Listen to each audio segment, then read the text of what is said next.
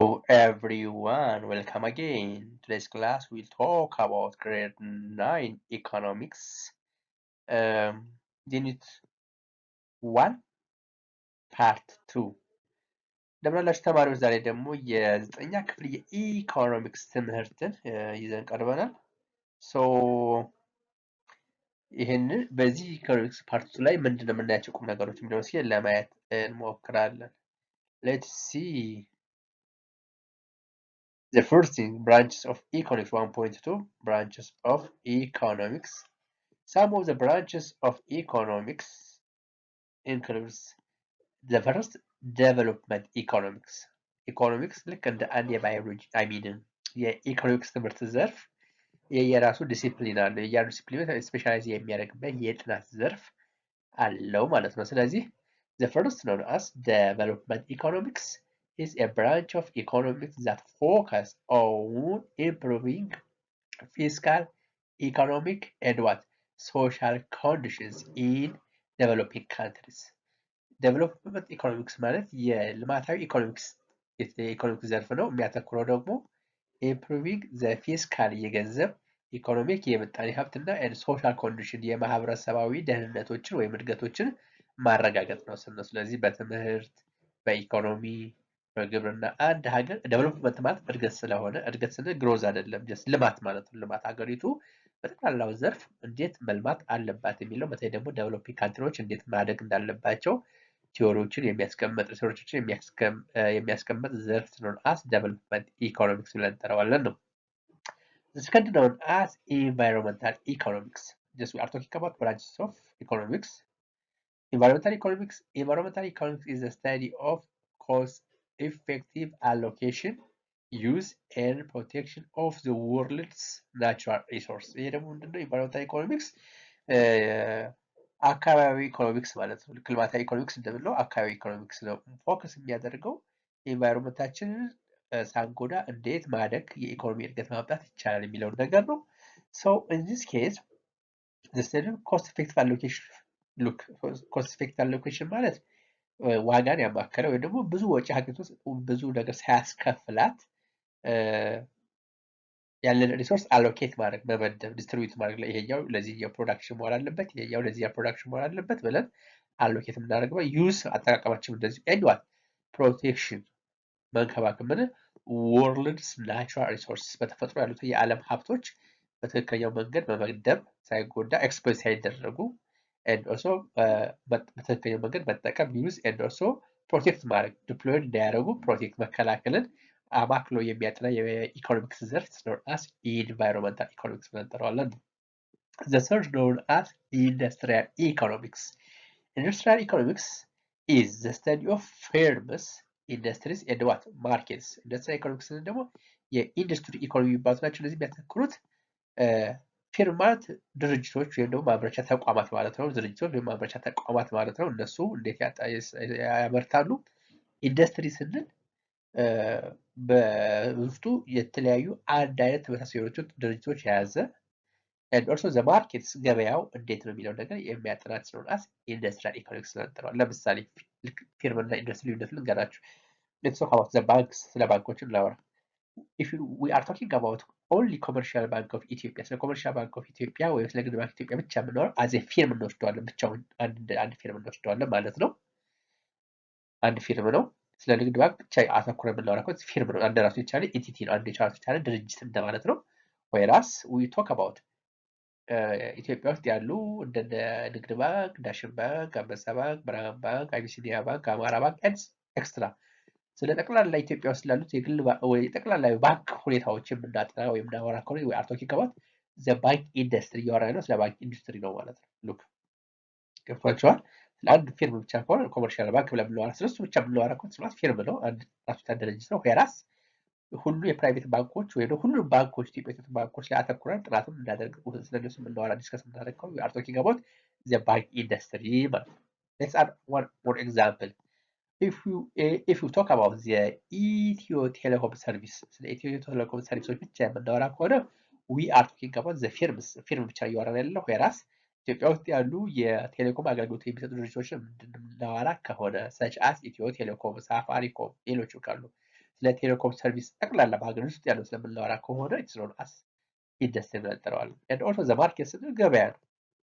ገበያው እንዴት ይሄዳል፣ እንዴት ይመራል፣ በምን አለበት የምናወራ ከሆነ ኢትስ ኖን አስ ኢንዱስትሪያል ኢኮኖሚክስ። ስለዚህ ኢንዱስትሪያል ኢኮኖሚክስ ስንል ስለ አንድ የማምረቻ ወይም ደግሞ የአገልግሎት ዘርፎች ስለ ባንኮች ወይም ሊሆን ይችላል፣ ስለ ኢትዮ ቴሌኮም ሊሆን ይችላል፣ ወይም ስለ ሳሙና አምራቾች ሊሆን ይችላል፣ ኦር ኤልስ ስለ ብስኩት አምራቾች ሊሆን ይችላል፣ ኦር ኤልስ ስለ ዲተርጀንት ወይም ደግሞ የሳሙና ምርቶች አምራቾች ሊሆን ይችላል። ስለ አንድ አምራች ወይም ደግሞ አገልግሎት ሰጪ ተቋም ጠቅላላ አድርገን በአንድ ላይ በሀገር ውስጥ ያለው የምናወራ ከሆነ ኢንዱስትሪያል ኢኮኖሚክስ ብለን እንጠራዋለን ማለት ነው። The other branch known as international economics as the name indicates is the flow of goods and services across the globe. ይሄ ደግሞ ዓለም ላይ ያለውን የሸቀጦች ጉድስ ነው፣ ሸቀጥ ማለት ነው። ሰርቪስ ደግሞ አገልግሎት፣ በዓለም አቀፍ ደረጃ ያለውን የአገልግሎትና የሸቀጦችን ፍሰትና ዋጋ የተያዙ ጉዳዮች የምናጠናክረው ነው known as international economics ብለን እንጠራዋለን። እንደነ ኤክስፖርት፣ ኢምፖርት፣ ፎሬን ሪሚታንስ ከውጭ ሀገር ገንዘብ መላክ መቀበል የመሳሰሉት ጉዳዮች ሁሉ ከውጭ ሀገር ከቻይና ከሆነ ከሌላ ሀገር እቃዎችን ኢምፖርት የምናደርግ ከሆነ የምናስገባ ከሆነ ኤክስፖርት የምናደርግ የምናስወጣ ከሆነ ኢትስ ኖውን አስ ኢንተርናሽናል ኢኮኖሚክስ ብለን እንጠራዋለን ማለት ነው። That's known as the labor economics. Labor economics is the study of labor force as an element in the process of what? Production. Labor economics ማለት ደግሞ የኢኮኖሚክስ ዘርፍ ነው። የሚያተኩረው የሰራተኛ ጉልበት ላይ ነው የሚያተኩረው ማለት ነው። ሌበር ፎርስ ላይ ፎከስ ኦን ሌበር ፎርስ ላይ የሚያተኩረው ማለት ነው። ጀስት ሌበር ፎርስ ስንል የሰው ኃይል ጉልበት ላይ ስንት መክፈል አለብን፣ ስንት ያህል ሰው ኃይል ያስፈልገናል፣ እያንዳንዱ መከፈል አለበት፣ ጠቅላላ ኢንዱስትሪ ላይ ሰው ኃይል ይፈልጋል የሚሉት ነገሮች ይሄ ቅጥር፣ ስራ አጥነት፣ አንኤምፕሎይመንት ኤንድ ሶ ኦን እነዚህ ጉዳዮች ከቅጥር ጋርና ከሰው ኃይል ጉልበት ጋር ዋጋ መተመን ሊሆን ይችላል። የሰው ኃይል ቅጥር ምን ያህል ሰው ስራ አጥ የሆነ የሚሉት ነገሮች የሚያጠናክረው ኢትስ ኖውን አስ ሌበር ኢኮኖሚክስ ብለን እንጠራዋለን። የኢኮኖሚክስ ዘርፍ ሆኖ ሰራተኛ ላይ ብቻ የሚያተኩር ከሆነ እዚህ አዚር ማቴማቲካል ኢኮኖሚክስ is the application of mathematical methods or represent theories and what analyze problems in the economics. ኢኮኖሚክስ ውስጥ ያሉትን ሀሳቦች ቲዎሪዎች አፕሊኬሽን ኦፍ ዋት ማቴማቲክስ በመጠቀም የምንገልጽበት ከሆነ ለምሳሌ ዴማንድ ሰፕላይ ስንል ረቨኑ እንላለን። በኋላ የምናያቸው ነገሮች ይኖራሉ። ረቨኑ ማለት ሽያጭ ማለት ነው። ኮስት ያወጣነው ዋጋ ሊሆን ይችላል። እነዚህ ነገሮች ማቴማቲካል የሆኑ ሞዴሎች አላቸው።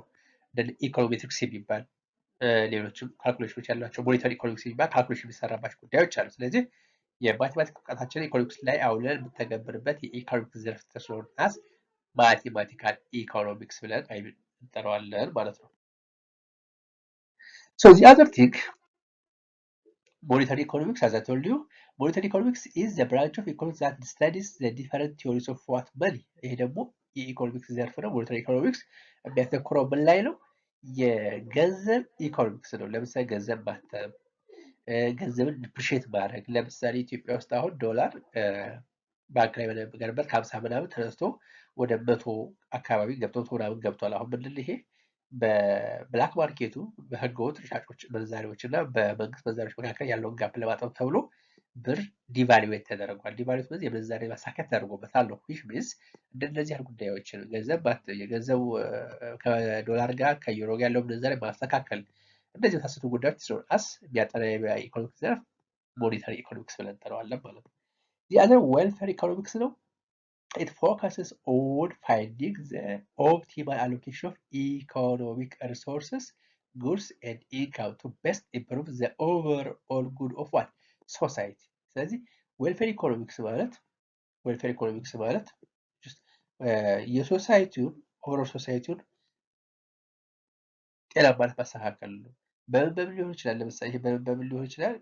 የመጀመሪያው ፎከስ ኦን እዚህ ዌልፌር ስንል የደህንነት ኢኮኖሚክስ ነው። ደህንነት ኢኮኖሚክስ ማለት የማህበረሰቡን ደህንነት ኦቨርኦል ጉድ ኦፍ ሶሳይቲ የሶሳይቱ የማህበረሰቡን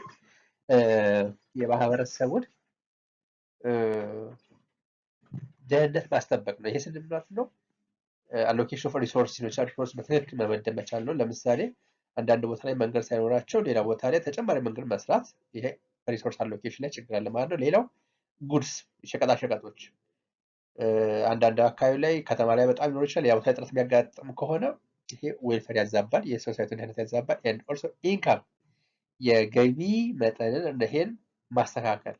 ለምሳሌ እያንዳንዱ ሰራተኛ ደሞዝ 100,000 ሆኖ የአንዳንዱ ደግሞ የአብዛኛው ደግሞ 5,000 6,000 ከሆነ ይሄ ኢንካሙ በትክክል ዲስትሪቢዩት አልተደረገም። ሀገር ውስጥ ያለው ሪሶርስ በትክክል ዲስትሪቢዩት ይደረግ አይደለም ማለት። ስለዚህ የማህበረሰቡን ደህንነት ማስጠበቅ ላይ አተኩሮ የሚሰራ የኢኮኖሚክስ ዘርፍ ራሱ ዌልፌር ኢኮኖሚክስ ብለን እንጠራዋለን። አዘር ሪሶርስ ኢኮኖሚክስ ነው። ሪሶርስ የሀብት ኢኮኖሚክስ ማለት ነው፣ ወይም የሀብት ምጣኔ ሀብት ነው።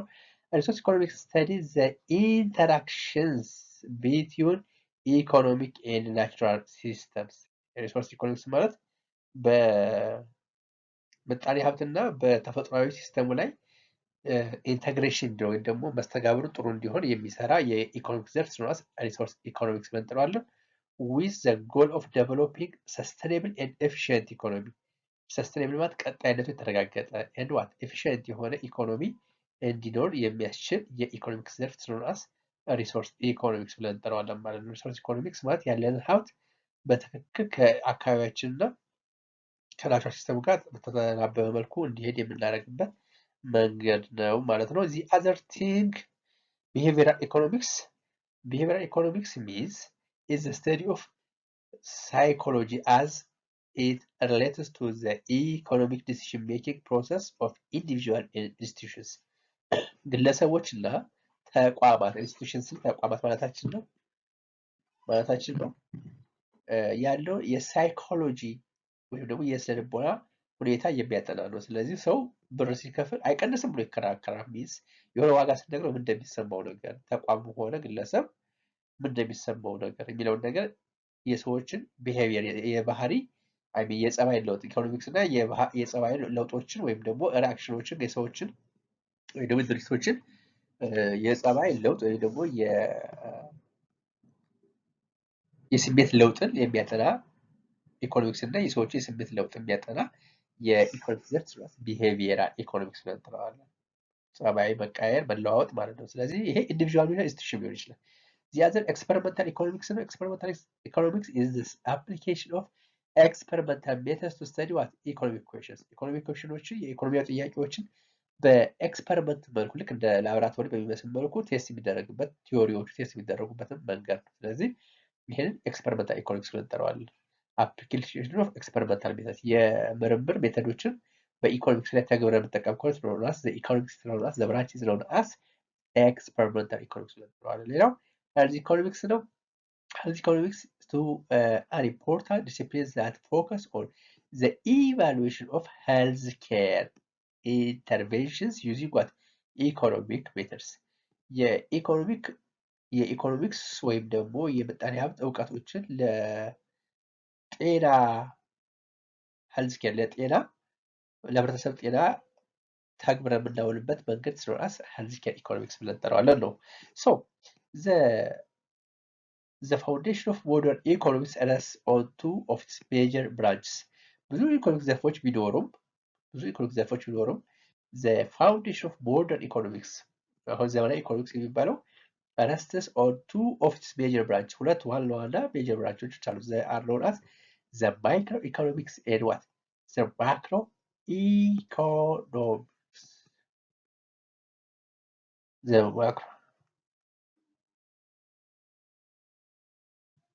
the macro ኢኮኖሚክስን በሁለት እንከፍላቸዋለን ማለት ነው። so the other thing let's see about the first one as the microeconomics. The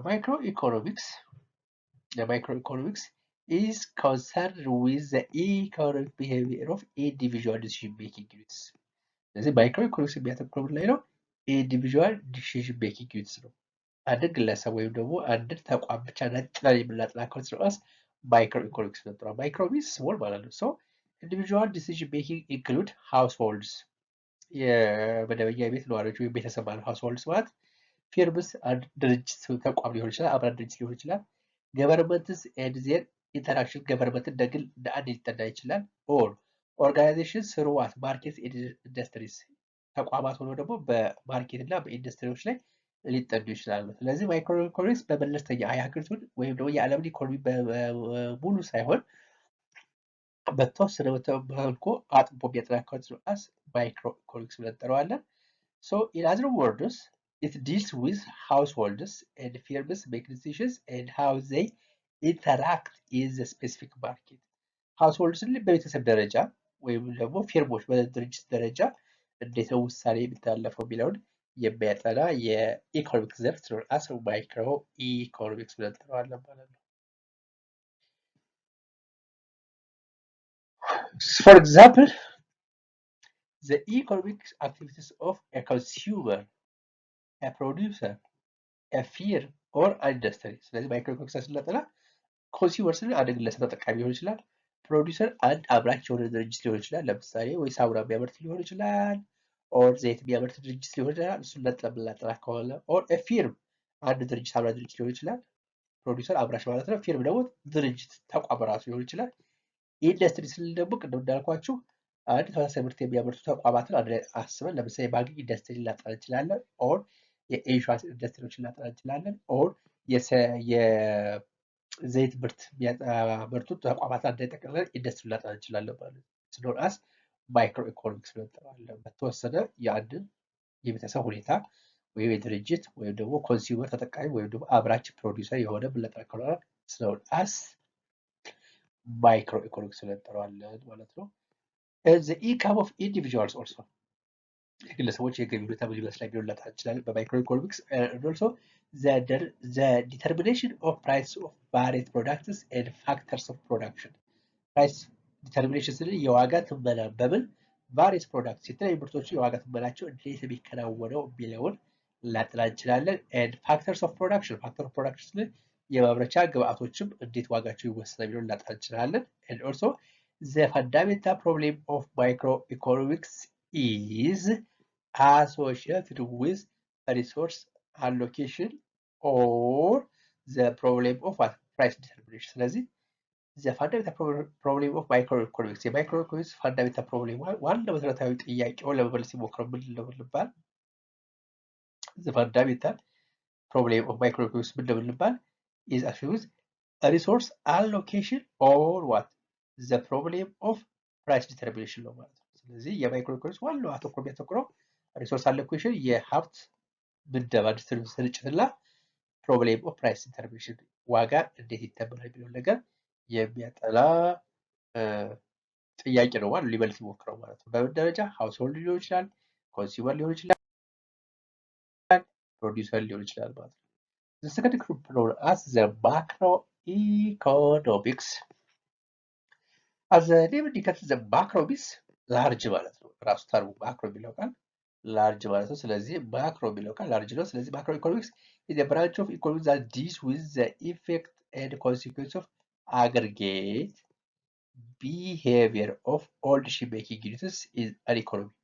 በኢኮኖሚ ውስጥ ያሉትን ጠቅላላ ኦል ዲሲዥን ሜኪንጎች አግሪጌት ጠቅላላ በኢኮኖሚ ውስጥ በሀገሪቱ ሊሆን ይችላል፣ በዓለም ሊሆን ይችላል ያሉ ሁሉ የኢኮኖሚክስ ውሳኔ ላይ ተጽዕኖ የሚያሳድሩ they are known as it's known as macroeconomics ብለን እንጠራዋለን። macroeconomics ብለን እንጠራዋለን። all decision making ኢኮኖሚ ውስጥ ሚና ያላቸው ማንኛውንም ጠቅልሎ የሚያጠና it's known as macroeconomics ብለን እንጠራዋለን። It examines the interrelations among various aggregate economic what variables በእያንዳንዱ ኢኮኖሚክ ቫሪያብሎች ላይ ያለውን ሪሌሽንሽፕ ያጠናል ነው። ለምሳሌ አግሪካልቸር ከኢንዱስትሪው ጋር፣ ሳሙና ፋብሪካ ዊዝ አዘር ፋክተሪስ ለምሳሌ ከሌበር አቅራቢዎች ጋር፣ ቅጠል አቅራቢዎች ጋር ከመሳሰሉት ጋር ሁሉ ሪሌሽንሽፕ ምንድን ነው ያለው ጠቅልሎ የሚያጠና ሊሆን ይችላል ማለት ነው። ፎር ኤግዛምፕል ቶታል ኤምፕሎይመንት ለምሳሌ ቶታል ኤምፕሎይመንት ጠቅላላ የአገሪቱ የስራ ቅጥር ወይም በዓለም ላይ ያለው የስራ ቅጥር ምን ያህል ነው? ኦር ቶታል አውትፑት ሀገሪቱ ምን ያህል እያበረተች ነው? ቶታል አውትፑት። ናሽናል ኢንካም የሀገሪቱ ጠቅላላ ብሔራዊ ገቢ ምን ይመስላል የሚለው ሊያጠና ይችላል። ቶታል ኢንቨስትመንት ኢን ዘ ካንትሪ ሀገር ውስጥ ያለው የጠቅላላ ኢንቨስትመንት ምን ሊሆን ይችላል? ቶታል ኮንሰምፕሽን በጠቅላላ ኮንሰምፕሽን ማለት ፍጆታ ምን ይመስላል ነው። ሀገር ውስጥ ያለው የዘይት ፍጆታ ሊሆን ይችላል፣ የሳሙና ፍጆታ፣ የስኳር ፍጆታ ጠቅላላ ሀገር ውስጥ ያለው ምን ሊሆን ይችላል ብለን ለምናከራው ስለራስ ማክሮ ኢኮኖሚክስ ብለን እንጠራዋለን። ጄኔራል ማክሮ ኢኮኖሚክስ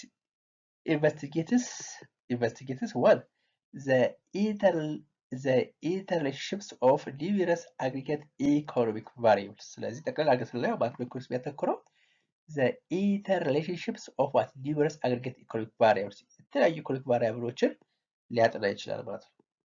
ስለዚህ በሀገሪቱ ውስጥ ያሉት ጠቅላላ ወይም ዓለም ላይ ሊሆን ይችላል። ለምሳሌ አምራቾች ይኖራል፣ ፕሮዲውሰርስ፣ ኮንሱመር ተጠቃሚዎች ሊሆኑ ይችላሉ።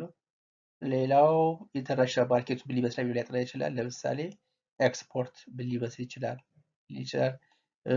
ኢምፖርት ምን ሊሆን ይችላል፣ ኢንቨስትመንት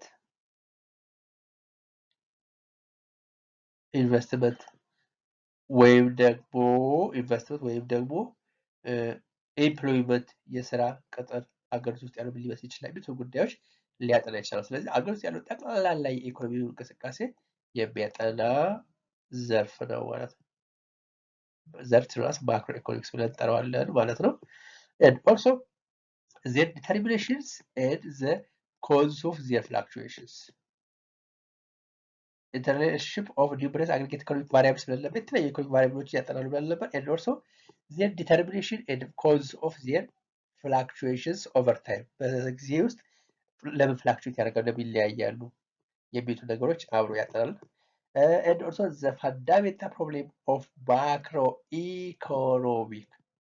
The fundamental problem of macroeconomics is full employment and what? Full employment of economic resources. Look, ታስታውሱ ከሆነ ማይክሮኢኮኖሚክስ ላይ ስለወራ ማይክሮኢኮኖሚክስ ላይ የራሱ ኔቸር አለው ብለን ታስታውሱ ከሆነ የራሱ ኔቸር አለው ብለን ነበር። የራሱ ጥያቄዎች አሉት ብለን ነበረ። ወይራስ እዚህ ማክሮ ኢኮኖሚክስ ላይ ደግሞ ዋናው የኢኮኖሚክ ፕሮብሌሙ ፉል ኤምፕሎይመንት ነው ማለት ነው። ፉል ኤምፕሎይመንት ሙሉ የሆነ ፉል ኤምፕሎይመንት ኦፍ ኢኮኖሚክ ሪሶርስስ ያለው የምጣኔ ሀብት በሙሉ በትክክል ኢንቨስት ስራ ላይ ውሏል የሚለውን ነገር የሚያተኩር ነው ማለት ነው።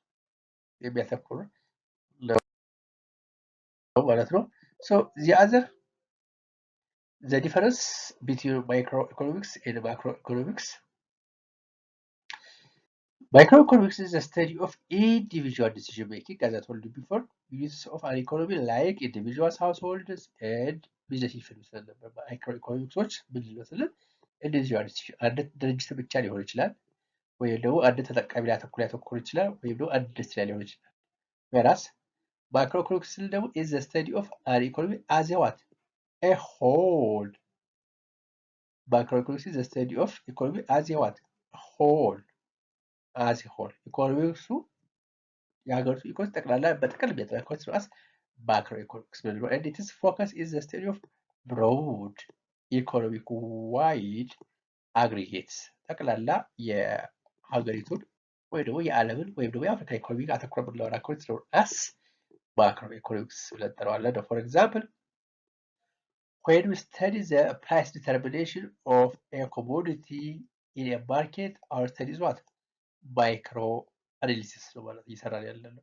and it is treated what? Microeconomics. price determination of commodity in a market በአንድ ገበያ ውስጥ ያለው ኮሞዲቲ ሸቀጥ ማለት ነው። በገበያ ውስጥ ያለውን ሸቀጥ ዋጋው እንዴት ይወሰናል የሚለው እንዳጠናከረ we are talking micro analysis ነው። and it is treated as a microeconomics ብለን እንወስደዋለን ማለት ነው። microeconomics ዘርፍ ነው ብለን እንወስደዋለን ማለት ነው። and also the other thing you have to know is what? If you study the trend of the general price level of commodities over time in a country, our study is what?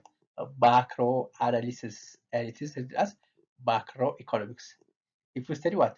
Trend of general price level of commodities ጠቅላላ የኮሞዲቲዎቹ የዋጋው እንዴት ነው እየጨመረ ትሬንድ ኦፍ ጄነራል ፕራይስ ሌቭል ኦፍ ኮሞዲቲ ዋጋው እንዴት እየጨመረ ነው ብለን ብናጠናከሩ ኦቨር ዋት ኦቨር ታይም ኢን ዋት ካንትሪ በአንድ ሀገር ኢት ማይት ቢ ኬንያ ኢት ማይት ቢ ኢትዮጵያ ኢት ማይት ቢ ዩጋንዳ ኦር ሳምቲንግ ላይክ ዛት የሆነ ሀገር ላይ ዋጋው የሸቀጦቹ ጋር በብዙ ብናጠናከሩ ስለሆነ ማክሮ አናሊሲስ ነው። ትሪትድ አስ ማይክሮ ኢኮኖሚክስ ብለን ይዘዋለን ነው። ኖት ዛት ቦዝ ማይክሮ ኢኮኖሚክስ ኤንድ ማክሮ ኢኮኖሚክስ አር ኮምፕሊመንታሪ ቱ ኢች አዘር። ምንም እንኳን ለጥናት እየለያየ ብናጠናቸው መታወስ ያለበት ጉዳይ ቦዝ ሁለቱም ማክሮ ኢኮኖሚክስ እና ማይክሮ ኢኮኖሚክስ they are complementary each other meaning አንዱ ለአንዱ መነጣጠል አይችሉም ማለት ነው። in other words macro economics is cannot be studied independently of micro economics. ማክሮ ኢኮኖሚክሱን የሀገሪቱ ጠቅላላ ወይም የዓለም ኢኮኖሚክስ ለማጥናት ያለ ማይክሮ ኢኮኖሚክስ አይቻልም ማለት ነው። ስለዚህ they are complementary ስንል አንዱ ለአንዱ አስፈላጊ ናቸው ማለት ነው። So the other thing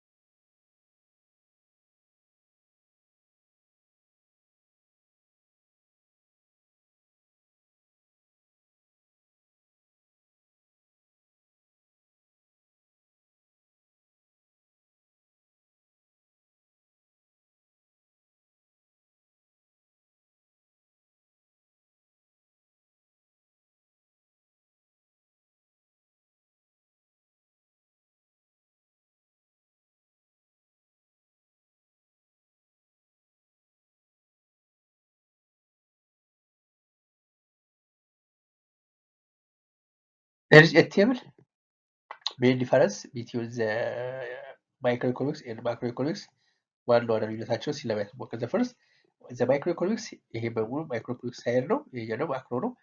one studies individual economic units in the in an economy በኢኮኖሚ ውስጥ ኢንዲቪጁዋል ኢኮኖሚክ ዩኒት የሚያጠናው ነጥሎ አንድን የኢኮኖሚ ዘርፍ ብቻ የሚያጠና ኮንትሮስ ማይክሮኢኮኖሚክስ ብለን እንጠራዋለን።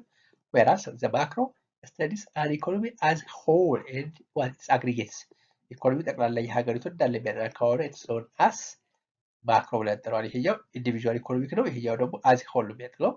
the microeconomics also the second deals with income, price, output, etc. ማይክሮኢኮኖሚክስ የሚያጠናው ስለ ኢንካም ስለ ገቢ ብቻ ሊሆን ይችላል። ስለ ፕራይስ ስለ ኢንካም ስንል ስለ ሀገር ውስጥ ያሉ ሰራተኞች ገቢ ወይም ደግሞ ጠቅላላ ስለ ገቢ ሊሆን ይችላል። ኦር ፕራይስስ ዋጋ፣ አውትፑት ምን ያህል ተመረተ ሊሆን ይችላል። ወይራስ ማክሮ ኢኮኖሚክ ዲልስ ዊዝ ናሽናል ኢንካም ጠቅላላ የብሔራዊ ገቢያችን ምን ያህል ነው። ኤንድ ዋት ናሽናል አውትፑት ሀገራችን ምን ያህል እያመረተች ነው። ኤንድ ኦልሶ ጄኔራል ፕራይስ ሌቭል በሀገር ውስጥ ያለው የዋጋ መናር ወይም ደግሞ መረጋጋት ምን ይመስላል የሚለው ያጠናል።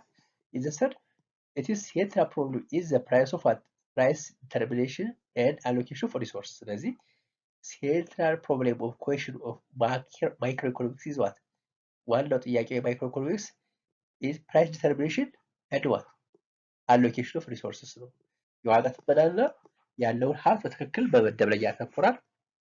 whereas the macroeconomics it is central problem is determination of level of income ጠቅላላ የሀገሪቱ ኢንካም ገቢ ምን ያህል ነው። and what ኤምፕሎይመንት ቅጥሩስ ምን ያህል ነው የሚለውን ያጥላል ማለት ነው። ዋና ኮንሴፕት ዋና ሀሳቡ ይሄ ነው። in the third fourth the microeconomics its main tools are the demand and supply of particular commodities and factors. ዋና ማይክሮኢኮኖሚክስ ዋና ወጣት የሚያከናውነው ዴማንድ ማለት ፍላጎት ነው። ሰፕላይ ደግሞ አቅርቦት ነው። ኦፍ ፓርቲኩላር ኮሞዲቲ አንድ ኮሞዲቲ ነው። ኤንድ ዋት ፋክተርስ አንድ ሸቀጥ ፓርቲኩላር ኮሞዲቲ ስል አንድ ሸቀጥ እና አምራቾች ኤንድ ፋክተርስ ማለት ለምርቱ የሚያስፈልገውን ግብአቶች ማለት ነው። ኤንድ ኦልሶ ቤትሎቹ they are demand and supply of what particular commodities and factors ነው። አንድ ምርት ይወስዳል። የዛ ምርት ምን ያህል ዲማንድ አለው፣ ምን ያህል ሰፕላይ አቅርቦት አለ፣ ኤንድ ኦልሶ ምን ያህል ማምረቻ እቃዎች ፋክተርስ አሉ ብሎ ይወስዳል። እሱ ያተኩራል። whereas the macroeconomics it is main tools are aggregate demand, aggregate supply ኦፍ አን ኢኮኖሚ አዝ ሆል። ይሄ ደግሞ ማክሮ ኢኮኖሚክስ አግሪጌት ዴማንድ ነው። ይሄኛው ሲምፕል ዴማንድ የሚያጠናው ለምሳሌ ሳሙና ከሆነ ስለ ሳሙናው ምን ያህል ዴማንድ አለ የሚያጠናው፣ ስለ ሳሙና ምን ያህል አቅራቢዎች አሉኝ ብሎ ያጠራል። ወይራስ ማክሮ ኢኮኖሚክስ ደግሞ በሀገር ውስጥ ጠቅላላ ምን ያህል የሳሙና ምርት ያስፈልጋል አግሪጌት ዴማንድ፣ አግሪጌት ሰፕላይ ደግሞ ምን ያህል የሳሙና አቅርቦት አለ። ስኳርም ከሆነ እንደዚሁ ብሎ ጠቅላላ በሀገር ውስጥ ያለው ምርትና ዴማንድ ፍላጎትና ሰፕላይ አግሪጌት ሰፕላይ ነው የሚያጠራው። አግሪጌት ሰፕላይ ጥቅል አቅርቦት ነው። አግሪጌት ዴማንድ ጥቅል የሀገሪቱ ጠቅላላ ፍላጎት ማለት ነው። ነምበር 5 It helps to solve the central problem of what, how, and for whom to produce. ስለዚህ ማይክሮ ኢኮኖሚክስ የሚያተኩረው to solve the central problem of what to produce ምን መመረት አለበት፣ how to produce እንዴት መመረት አለበት፣ and for who to produce ለማን መመረት አለበት የሚለው ጥያቄ ለመመለስ ይሞክራል። And also the macroeconomics helps to solve the central problem of full employment of resources in the economy. ማክሮኢኮኖሚክስ ደግሞ ሴንትራል ፕሮብሌሙ ምንድን ነው ብንባል ሴንትራል ፕሮብሌሙ ምንድን ነው ብንባል ፉል ኤምፕሎይመንት ኦፍ ሪሶርስስ ኢዝ ኢኮኖሚ በኢኮኖሚ ውስጥ ያሉት ሪሶርሶች ሀብቶቻችን በሙሉ ፉሊ ኤምፕሎይድ ብለዋል ያለምንም ምክንያት ጥቅም ላይ ውለዋል ብሎ የሚያጠና ነው ማለት ነው። ፉል ኤምፕሎይመንት ለምሳሌ 100,000 ቶን ማምረት የሚችል የስኳር 100,000 ኪሎ ግራም ማምረት የሚችል የስኳር ሪሶርስ እያለን እኛ ግን ብናመርተው 80,000 ቶን ብቻ ከሆነ ፉል ኢምፕሎይመንት የለም፣ 20 ክፍተት አለ ማለት ነው። ስለዚህ 1,000 ኪሎ ግራም ማምረት ካለብን 1,000 ኪሎ ግራም ከተመረተ ፉል ኢምፕሎይመንት አለ ማለት ነው። ሄራስ 1,000 ኪሎ ግራም የማምረት ሪሶርስ እያለን ግን የምናመርተው 900 ወይ 800 ኪሎ ግራም ከሆነ ፉል ኢምፕሎይመንት የለበት። ስለዚህ ዋናው የማይክሮ ኢኮኖሚክስ አንዱ ፕሮብሌም ምንድነው? ሴንትራል ፕሮብሌም መመለስ ያለበት ፉል ኢምፕሎይመንት ኦፍ ሪሶርስስ ነው። ይሄ ማለት ሪሶርስ ስንል ስኳር ማምረቻ ሊሆን ይችላል ወይ ደግሞ 1,000 ጠቅላላ ወይ ደግሞ አገራችን ውስጥ 1,000 ሰራተኛ እያለን እኛ ግን ቀጥረ ማስራት የቻልነው 500 ብቻ ከሆነ 500 አልተቀጠረም ፉል ኢምፕሎይመንት የለም ማለት። ስለዚህ ማክሮ ኢኮኖሚክስ የሚያተኩረው ፉል ኢምፕሎይመንት ኦፍ ሪሶርስ መኖሩን ያረጋግጣሉ። ነምበር 6 the microeconomics discuss how a kilogram of a consumer, a producer, or an industry is attained. ኢኪሎግራም እንዴት ይመጣል? ኢኮኖሚ ማለት ሰፕላይ እና ዲማንዱ እኩል የሚሆንበት ልክ እንደዚህ የሆነ ግራፍ አለ። ወደፊት ብላ ሰፕላይ እና ዲማንድ ብላቸው ግራፎች አሉ። እንደዚህ ያለ ግራፍ ይኖራል። እንደዚህ ያለ ግራፍ ይኖራል። ኢኩሊብሪየም ነው። እቺኛው ፖይንት ናት ኢኩሊብሪየም። ይሄኛው ሰፕላይ ከርቭ ነው። ይሄኛው ደግሞ ዲማንድ ከርቭ ነው። ስለዚህ ሁለቱም ይገናኙ። ኢኩሊብሪየም እንዴት ይመጣሉ? ሰፕላይ እና ዲማንድ ወይም ደግሞ አቅርቦትና ፕሮዲዩሰር ኮንሱመር ስል ተጠቃሚ ነው። ፕሮዲዩሰር ስል ደግሞ አምራች። በሁለቱ መካከል ኢኩሊብሪየም እንዴት ይከሰታል አትሄድ ይደረጋል የሚለው ነገር ለማየት ይሞክራል። whereas macroeconomics deals with the determination of equilibrium income and employment at what aggregate level። ይሄ ደግሞ ያተኮረው ምን ላይ ነው? በኢንካም በምናገኘው ሀገሪቱ ላይ ያላቸው ገቢዎች ያለው ጠቅላላ ገቢና ቅጥሩ እንዴት ኢኮኖሚ ላይ ይደርሳል፣ ጠቅላላ ያለው የስራ ሰራተኛ ቁጥር ኢኮኖሚው እንዴት ይመጣል የሚለው ነገር ትኩረት አድርጎ ይሰራል ማለት ነው። ኤግዛምፕል ፕራይስ ኦፍ ጤፍ፣ ፕራይስ ኦፍ ኦሬንጅ፣ ኢንካም ኦፍ አበራሽ፣ ሴቪንግ ኦፍ ጫላ ኢቲዚ። ሉክ አሁን ኢንዲቪዥዋል ፕራይስ ኦፍ ጤፍ ለጤፍ ብቻ ዋጋ ነው የሚወራው። ፕራይስ ኦፍ ኦሬንጅ ገበያ ውስጥ ያለው የብርቱካን ዋጋ ምን ያህል ነው ፕራይሱ። ኢንካም ኦፍ አበራሽ የአበራሽ ኢንካም ምን ያህል ነው። ሴቪንግ ኦፍ ጫላስ ምን ያህል እየቆጠረ የሚለው ነው። ኢንዲቪዥዋል ሌቭል የሚያጠናክሩ ስለዋስ ማይክሮ ኢኮኖሚክስ ብለን እንጠራዋለን። ዌራስ ኤግዛምፕል ኦፍ ማክሮ ኢኮኖሚክስ ጂዲፒ ኦፍ ኢትዮጵያ፣ ግሮስ ዶሜስቲክ ፕሮዳክት ኦፍ ኢትዮጵያ ማለት ነው። ዜና ፕራይስ ሌቭል ኢትዮጵያ፣ በጠቅላላ ኢትዮጵያ ውስጥ ያለው የዋጋ ንረት ምንድን ነው የሚለውን የሚያጠና ዘርፍ ነው። ዚስ ዘ ኮምፓሪዝን ቢትዊን ዘ ማክሮ ኢኮኖሚክስ ኤንድ ዘ ማይክሮ ኢኮኖሚክስ